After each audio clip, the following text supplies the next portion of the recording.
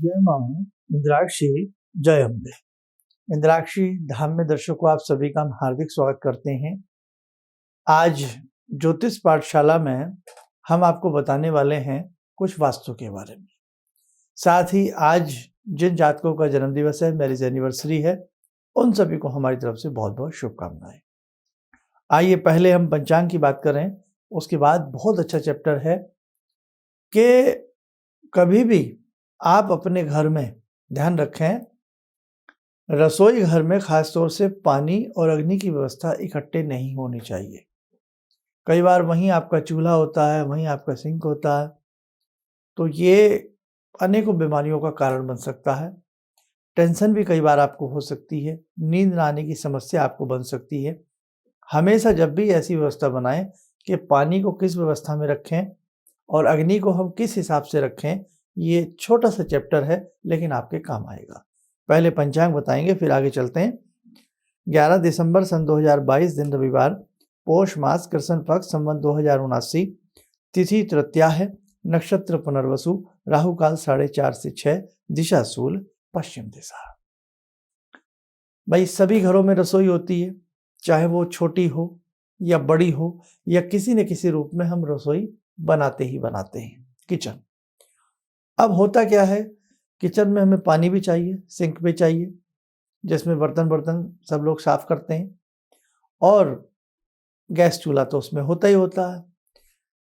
अब वो ज़माना तो नहीं है, कहीं कहीं आज भी है जो हाँ लकड़ी का प्रयोग किया जाता है, चूल्हों में अंगीठियाँ जलती हैं, लेकिन वहाँ फिर पानी की व्यवस्था वहाँ आसपास होती नहीं है, दूर होती है, वहाँ तो नेचुरल सी बात है।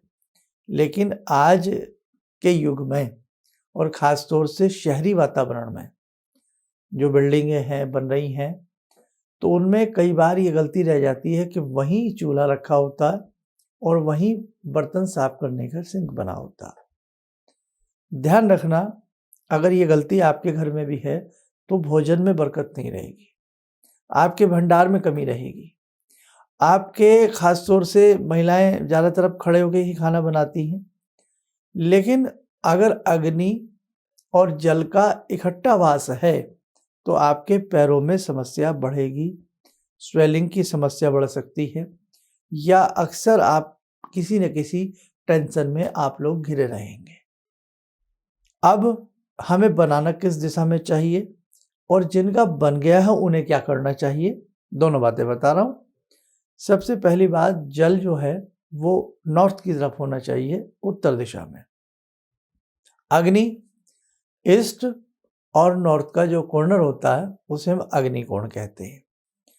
तो जो आप जब घर बनाते हैं या कोई ऐसा घर खरीदते हैं, उसमें ये प्रयास करें या तो ईस्ट फेसिंग होकर के आप भोजन बना रहे हों, इस हिसाब से उसका चूल्हा रखा हो, या नॉर्थ ईस्ट का कॉर्नर हो, वो भी बेस्ट होता है। लेकिन एकदम कोने में रख करके कोई कार्य नहीं किया जाता, इसीलिए या तो ईस्ट की तरफ मुख कर लिया जाता है तो अच्छा रहता है, और या फिर हम एक बार को पश्चिम दिशा भी चूज कर सकते हैं, चुन सकते हैं। लेकिन उल्टा ना करें। उल्टा कैसे, कि पानी आपका चला जाए अग्नि में, नॉर्थ ईस्ट में पानी वहाँ चला जाए और अग्नि जो है वो आपकी बिल्कुल नॉर्थ में आ जाए। ऐसा नहीं करना आपको। अब पानी का जो स्थान है वो नॉर्थ है कायदे में, और जो अग्नि का स्थान है वो नॉर्थ ईस्ट कॉर्नर बनता है, या ज़्यादा से ज़्यादा आप उसको ईस्ट भी ले सकते हैं। अब साउथ की तरफ बहुत लोग पूछते हैं कि साउथ की तरफ मुँह करके क्या भोजन बनाएं। कायदे में तो बात सही नहीं है, साउथ की तरफ भोजन बनाना भी नहीं चाहिए, और साउथ की तरफ मुख करके भोजन को खाना भी नहीं चाहिए, सुपाच्य नहीं होगा।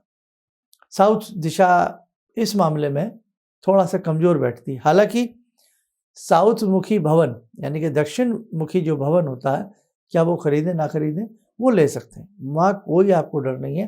लेकिन और बहुत सारी चीज़ें वास्तु के अकॉर्डिंग देखी जाती हैं, तो ध्यान रखें। साउथ की तरफ हम लोग वास्तु के हिसाब से मना करते हैं कि आप मुख करके खाना मत खाइए, दिशा बदल लीजिए, नॉर्थ कर लीजिए, ईस्ट कर लीजिए, वेस्ट कर लीजिए, पश्चिम कर लीजिए, तो ज़्यादा अच्छा है। ठीक।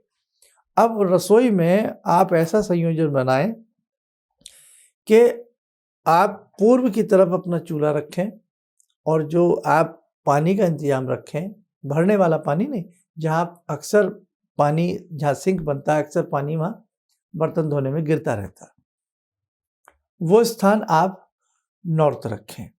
अगर एक वजह से ऐसी व्यवस्था जिसकी नहीं है, व्यवस्था गड़बड़ हो गई है, तो वो फिर एक काम करें, ध्यान रखें, बीच में कोई ऐसा लकड़ी का कोई फट्टा वगैरह ज़रूर लगा लें और उस फट्टे के ऊपर जो भी आप बीच की चीज़ लगाएं उसमें आप वाइट पेंट करा लें, या बीच में कांच लगवा सकते हैं, शीशा लगवा सकते हैं, ऐसा मतलब उसको एक पार्ट कर दीजिए उसके। ये आप ध्यान रखिए, करेंगे आपको अपने आप में सिंपल सा उपाय है, उसका असर आपको नज़र आने लगेगा। अब एक चीज़ और ध्यान रखें, कई बार एक गलती और बहुत लोग करते हैं कि अक्सर क्या होता है कि जो आपकी किचन है उसमें बहुत लोग मंदिर बना लेते हैं, किचन में बहुत लोग मंदिर बना लेते हैं। तो ध्यान रखें, जिन जिन घरों में नॉनवेज बनता है वहाँ भूलकर भी किचन में आप मंदिर न बनाएं, ये ध्यान रखना। जहाँ जगह की तंगी है और नॉनवेज नहीं बनता है और आपने किचन में टेम्पल बनाया है, छोटा सा मंदिर कहीं एक तरफ हैंग किया है, तो उसमें कर्टेन लगा लें। सुबह सुबह आप उसमें धूप दीप करते हैं, उसके कुछ देर के बाद जब धूप दीप शांत हो जाए तो कर्टेन लगा दिया करें। तो ये किचन में मंदिर बनाने का ऑप्शन है। और मंदिर किधर बनाया जाता है सबको पता है, नॉर्थ ईस्ट में ही मंदिर का निर्माण किया जाता है, या ज़्यादा से ज़्यादा पूर्व दिशा में मंदिर का निर्माण किया जाता है। तो अब आज का जो हमारा चैप्टर था वो यही था कि अग्निकोण में पानी का वास ना करें और नॉर्थ में आप अग्नि का वास ना करें, ये उलट पुलट आप ना करें। इससे कहीं ना कहीं आपके भंडार गृह में कमी रहेगी, आपके शरीर में कमी रहेगी, या कहीं ना कहीं आपको तनाव की स्थिति रह सकती है। बस ये ध्यान रखें। और एक बहुत डिमांड आ रही है, एक चीज़ और बहुत हमसे पूछी जा रही है कि बहुत लोग ऑफिस में जो काम करते हैं वो खाली दीवार के सामने करते हैं, या एक काम और होता है, जब हम ऑफिस में बैठते हैं या घर में बैठते हैं तो दरवाज़ों से हमारी पीठ, ज़्यादातर हमारा पीठ दरवाज़ों की तरफ बनी रहती है। ये बड़ा हानिकारक है। इसका आंसर मैं कल के एपिसोड में दूंगा। आइए, समय हो चला आज की ध्यानमाला से जुड़ने का। आज की ध्यानमाला में जुड़ते हैं भगवान बटुक भैरव जी से। ओम करकलित कपाला कुंडली दंडपाणी तरुणतिमिर नीलो व्यालयज्ञोपवीते क्रतु समय सपर्याद विघ्न विच्छेद हेतुर जयति बटुकनाथा सिद्धिदा साधकानां जयति बटुकनाथा सिद्धिदा साधकानां। ओम देव्य राज्य सेव्यमान पावनाग्रिपंकजं व्यालयज्ञसूत्रमिन्दुशेखरं कृपाकरं नारदादियोगवृन्दिवन्दितं दिगम्बरं काशिकापुरादिनाथ कालभैरवं भजे भानुकोटिभास्वरं भवाब्दितारकं परं नीलकण्ठमीप्सितार्थदायकं त्रिलोचनं कालकालमम्बुजाक्षमक्षशूलमक्षरं काशिकापुरादिनाथ कालभैरवं भजे शूलटङ्कपाशदण्डपाणिमादिकारणं श्यामकायमादिदेवमक्षरं निरामयं भीमविक्रमं प्रभुविचित्रताण्डवप्रियं काशिकापुरादिनाथ कालभैरवं भजे भुक्तिमुक्तिदायकं प्रशस्तचारुविग्रहं भक्तवत्सलं समस्तलोकविग्रहं भूतसङ्गनायकं विशालकीर्तिदायकं काशीवासलोकपुण्यपापशोधकं विभुं नीतिमार्गकोविदं पुरातनं जगत्पतिं काशिकापुरादिनाथ कालभैरवं भजे काशिकापुरादिनाथ कालभैरवं भजे।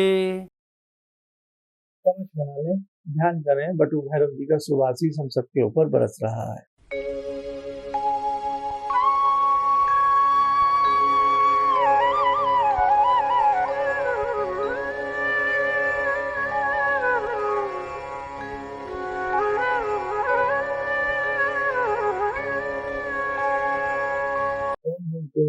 खोलें, सामान्य हो जाए।